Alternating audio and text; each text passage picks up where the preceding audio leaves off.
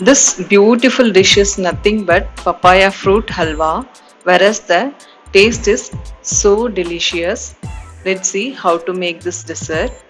For this dessert, I am using half part of the papaya fruit. Make it as a pieces and grind it like a paste, like this.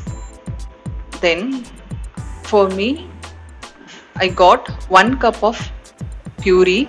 For this, 3 tablespoons of ghee and 40% of sugar in that same cup.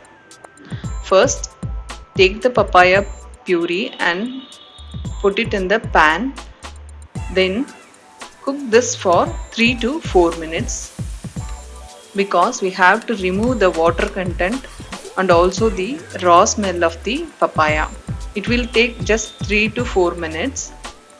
After simmering well, the water content in this fruit pulp will dissipate and you can see the difference of the pulp's consistency. Now I am adding ghee on the sides. After that, sugar. After adding sugar, mix it well until ghee separates. And one important step, that is adding pinch of salt. In every dessert, if you add pinch of salt, it will enhance the sweetness of the dish. Now almost completed. You can see the ghee separation on the sides. This is the exact consistency. Now I am going to switch off the stove. In this dessert there is no artificial color. This is the natural color.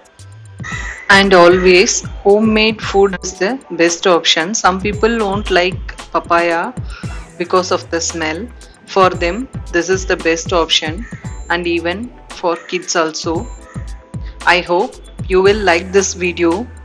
Thank you for watching my video.